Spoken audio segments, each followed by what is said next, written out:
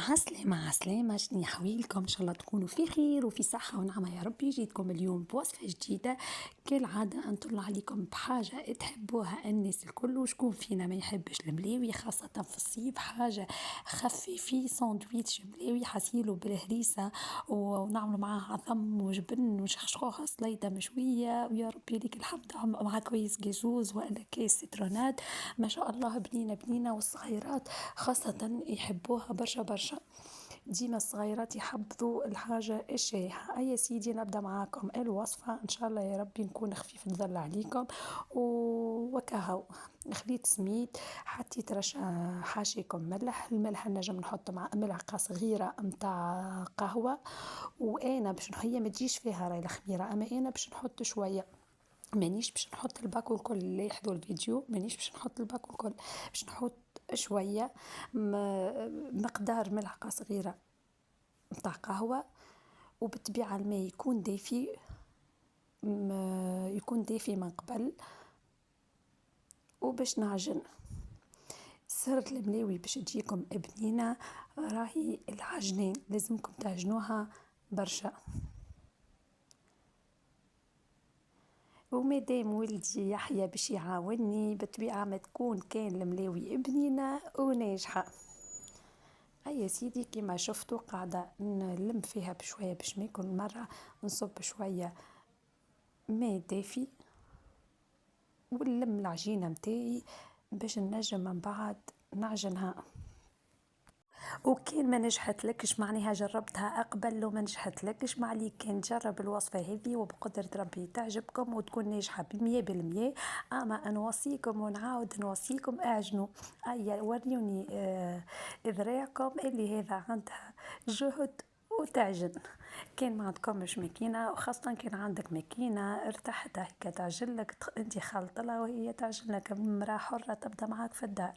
أما أنا بطبيعتي مادام ما عنديش نشمر على ذريعي وين بموليك نعجن لين تترشق بين يديا وتبدا سوبل ومحليها.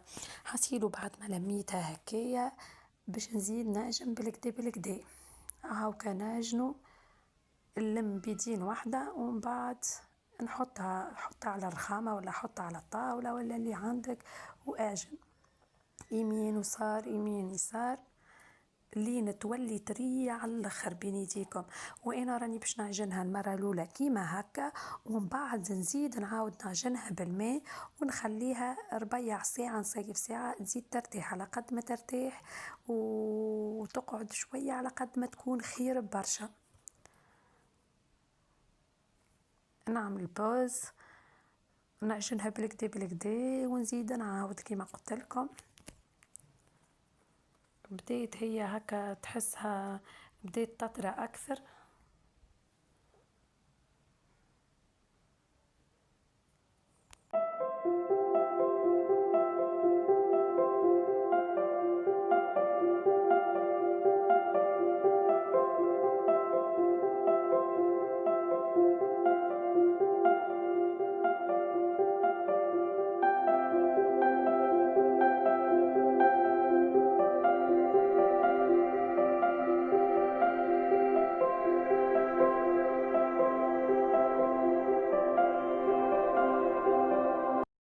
لهنا يحيى يسلم عليكم، قال لكم عالسلامة أصحابي وشجعونا كأنك أول مرة تتفرج في الفيديو.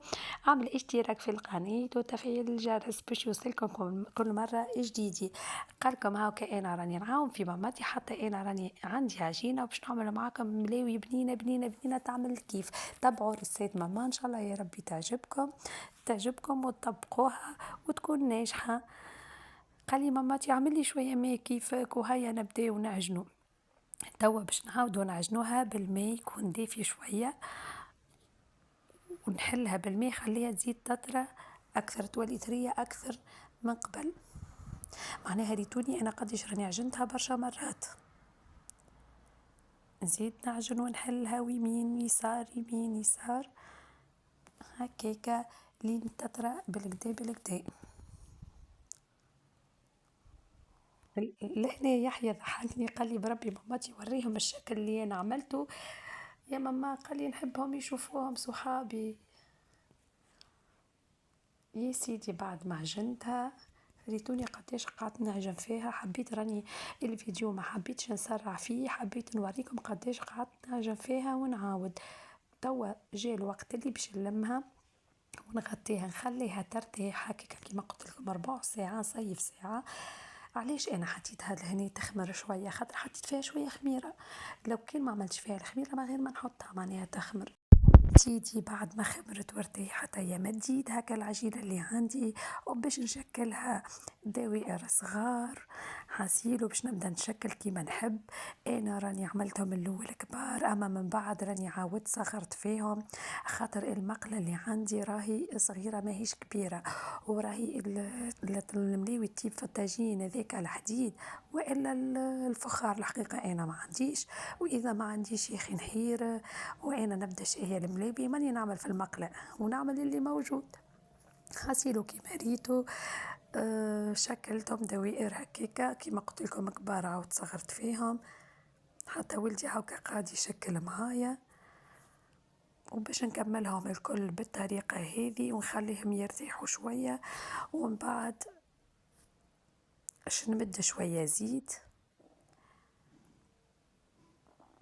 وباش نحلها بالطريقة هذه. نحط الزيت ونحلها بالكدا بالكدا بدراتش صوابعي، ننزل في الوسط وعلى جناب خليها تكون جويدة على الاخر، والا اللي يحب تكون خشينة ما يحلهاش برشا.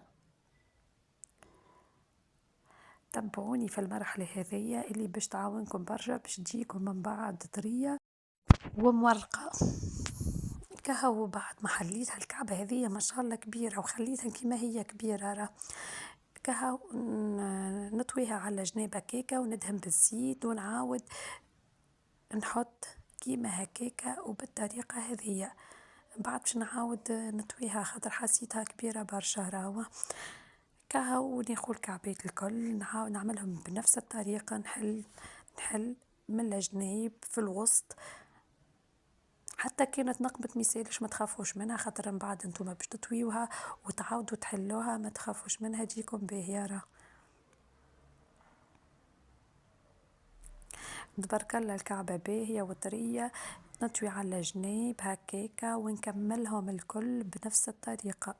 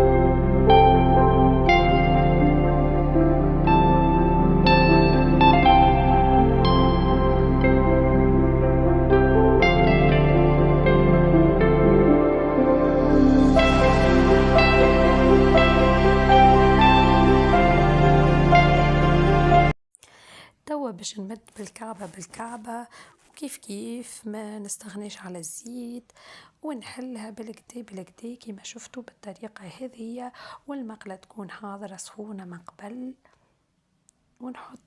ونحطهم يطيبوا وهكا نقلب. بعد ما حليتها ريتو نجم نجودوا فيها اكثر من هكا كمان نحبها تجي خشينه شويه. توا حطيتها على المقله وباش نقلبها لاني حسيتها سخونه نقلبها بحاجة عندي حتى بمغرفة، وباش نعاود نقلبها من الشيرة معناها انا قلبتها من الشيرة الاخرى شيرة العجينة باش تطيبلي، ونعاود نقلبها من الشيرة هذه اللي قاعدين تشوفوا فيها تزيد تطيب بالكدا، ومن بعد ما نهبطها بالطبيعة الا ما تكون طايبة كيما شفتوا وناضجة، وما نهبطهاش نية. في نفس الوقت قاعدة نحضر ناخو كعبات اخرين نزيد نحلهم وهكاكا لين نكملهم الكل بنفس الطريقة ونطيب الملاوي متاعي.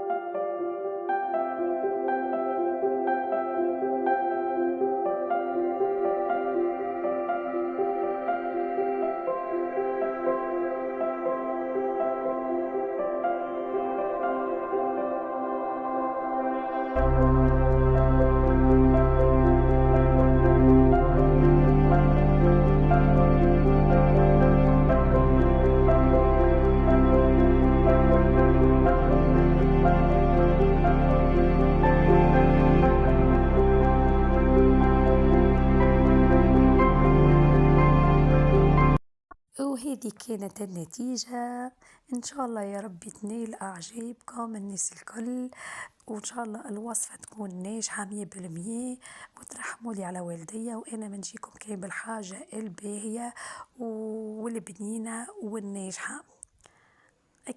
كانك أول مرة تدخل القناة كما قلت لكم ما تنسيوش الاشتراك وتفعيل الجرس كما ريتوها ما شاء الله هشوشة أي اجريوا اعملوها، ونعملوا بها سندويتشات نهزوهم معانا للبحر، خاصة الصغيرات يموتوا على السندويتشات ويموتوا على الشايح.